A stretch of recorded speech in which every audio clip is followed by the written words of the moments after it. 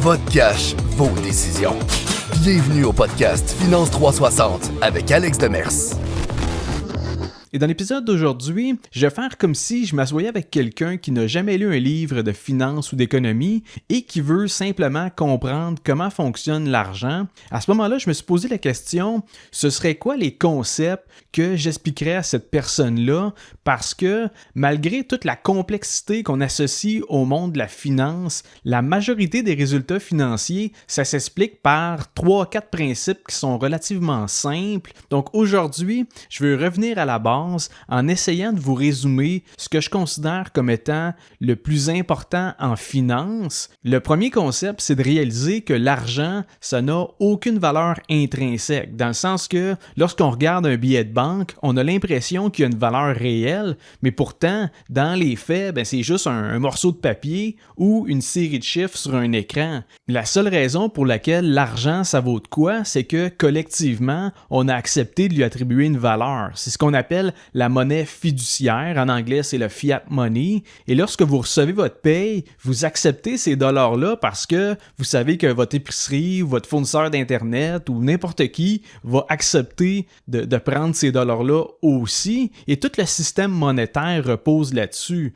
Le problème avec la monnaie fiduciaire, c'est que vous et moi, on ne crée pas d'argent. C'est-à-dire que si on en veut, nécessairement, il faut aller la prendre à quelqu'un d'autre. On peut recevoir de l'argent en échange de notre temps, en échange d'un produit ou d'un service. Par contre, la Banque du Canada, elle peut créer de l'argent, ce qui fait en sorte qu'on est tous à la merci de la quantité d'argent en circulation, dans le sens que si la masse monétaire augmente trop, ça peut venir diluer la valeur du dollar, ce qui fait en sorte que notre argent vaut moins. Tout l'argent que vous avez gagné, que vous avez mis dans votre compte de banque, tout d'un coup, elle vaut moins parce que la Banque du Canada, la Banque centrale, a décidé d'en faire imprimer davantage. Et pour illustrer le concept, imaginez une ville qui compte 100 maisons à vendre et demain matin, tous les acheteurs disposent maintenant de 2 fois plus de cash, mais qu'il y a encore seulement 100 maisons de disponibles sur le marché, nécessairement, les prix vont augmenter. C'est logique parce que les acheteurs ils ont plus d'argent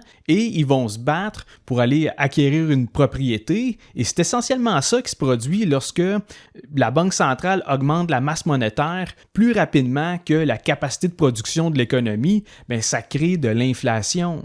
Et c'est pour ça que je vous dis que la monnaie fiduciaire en tant que telle, ça vaut rien, dans le sens que les employés travaillent en fou pour gagner de l'argent à coût de 30-40 piastres de l'heure, tandis que de l'autre bord, le gouvernement il peut s'endetter sans limite, puis aller demander à la Banque centrale d'imprimer des milliards de dollars pour venir financer leur déficit. Et tout ça pour dire que oui, ça vous prend de l'argent, je comprends bien, là, mais c'est pas dans le but d'accumuler des liquidités. Ultimement, c'est pour l'utiliser et la convertir en actifs. Parce que posséder des actifs, c'est la seule vraie manière de s'enrichir dans le temps.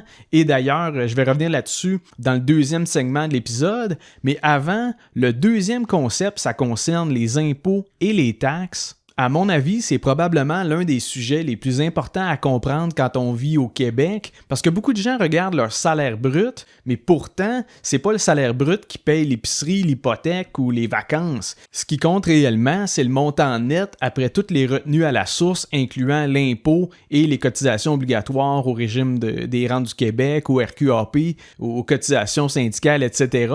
Et je vais vous donner un exemple en utilisant un taux d'imposition moyen de 30%. Donc, supposons qu'une personne veut acheter un produit qui coûte 100$ plus taxes. Une fois qu'on ajoute la TPS et la TVQ, la facture atteint environ 115$.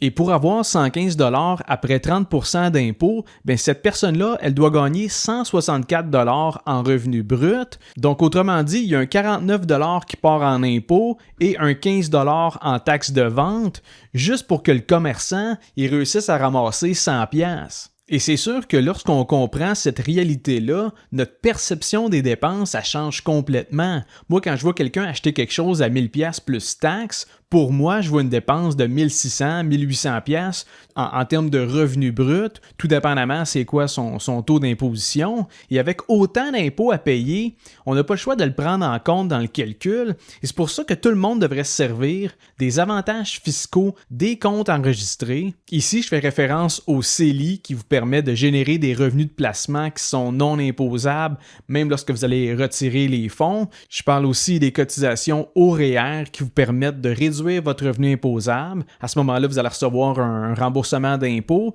et ça vous permet également de faire fructifier vos avoirs à l'abri de l'impôt tant et aussi longtemps que les fonds ne sont pas retirés du REER. Et il faut réaliser que chaque dollar économisé en impôts, c'est un dollar supplémentaire qui peut être investi et qui peut produire des rendements composés pendant des dizaines d'années. Et je fais une petite pause rapide parce que j'ai quelque chose à vous recommander. Ça s'appelle Expérience Mata. C'est un golf qui est à 1 heure de Montréal dans l'Anneau d'Hier. Sauf que c'est pas juste un golf. Il y a aussi un hôtel au bord du lac, un spa, un resto. Tout est sur place. Vous partez un vendredi après-midi, vous jouez un 18 trous, vous prenez un verre en regardant le lac, vous dormez sur place, puis après ça, le lendemain, vous rentrez à Montréal reposer. Le genre de week-end qui vaut vraiment la peine. Donc, utilisez le code FINANCE36026 pour 15% de rabais sur votre ronde de golf et je vais laisser le lien dans la description de l'épisode. Et je poursuis maintenant avec le troisième concept qui est en fait que l'inflation, elle agit comme un impôt silencieux parce que contrairement à l'impôt sur le revenu ou aux taxes de vente, vous ne recevez jamais une facture qui indique combien l'inflation vous a coûté cette année. Et comme vous le savez, au cours des dernières années, le taux d'inflation est beaucoup moins subtil et ça se voit particulièrement du côté des dépenses de base.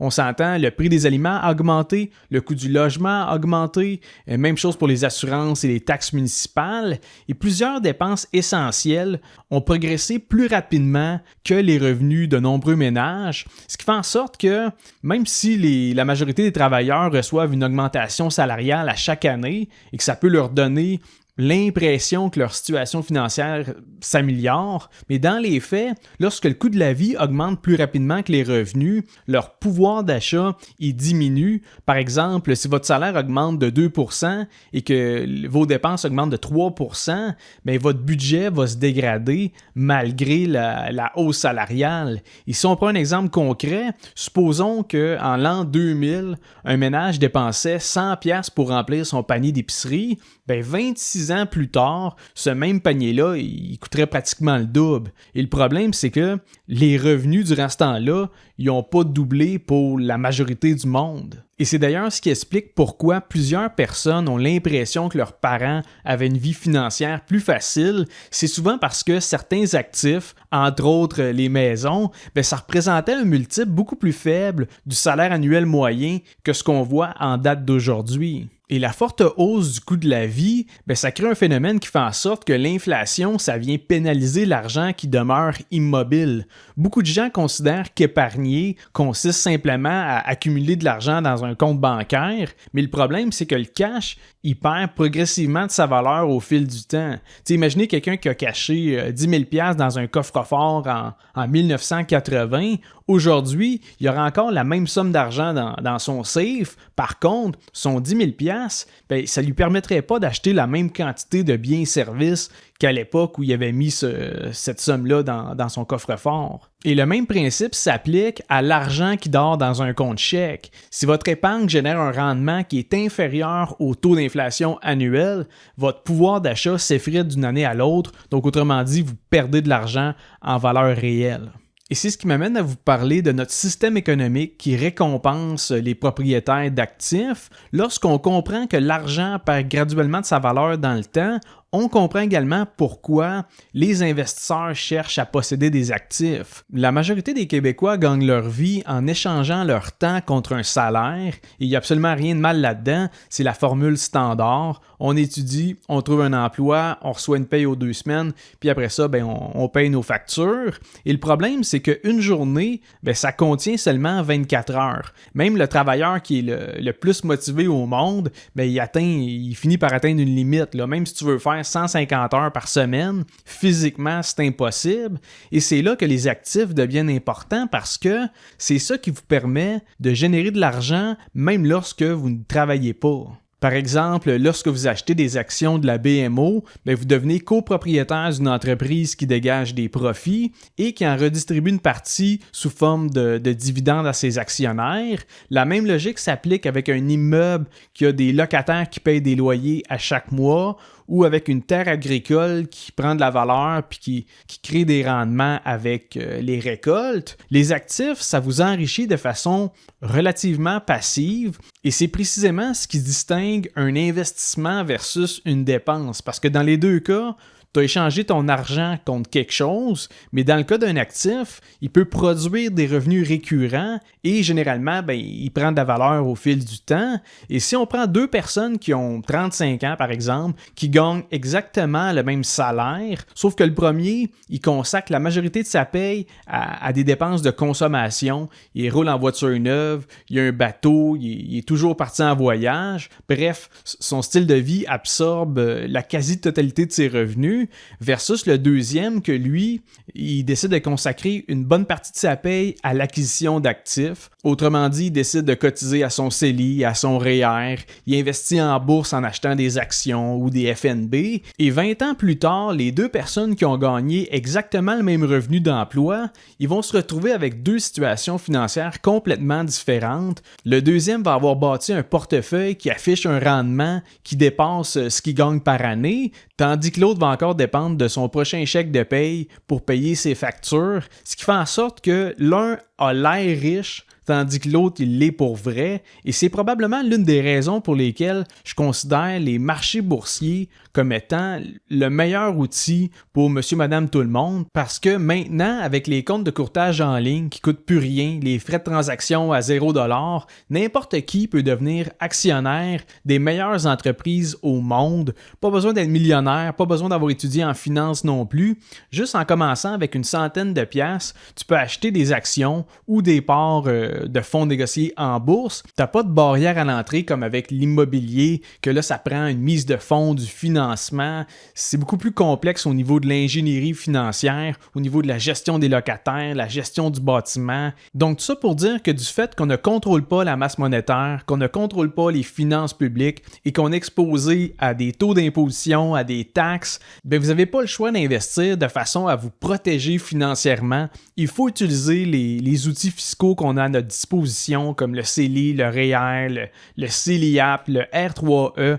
C'est des comptes qui vous permettent justement de faire fructifier vos placements à l'abri de l'impôt. Il faut le faire de façon stratégique et surtout, il faut le faire parce que si vous laissez de l'argent dormir dans un compte chèque ou dans un coffre-fort, vous acceptez de vous appauvrir du point de vue du pouvoir d'achat parce que pendant que votre argent ne fait rien, les prix des biens et services augmentent autour de vous. Donc, d'où l'importance d'investir, de le faire également dans des comptes qui sont à l'abri de l'impôt. Donc, sur ça, je termine l'épisode d'aujourd'hui. J'espère que vous avez apprécié le contenu. Si c'est le cas, je vous invite à laisser un 5 étoiles sur Spotify ou à vous abonner sur ma chaîne YouTube. Et on se revoit mardi prochain pour un autre épisode de Finance 360.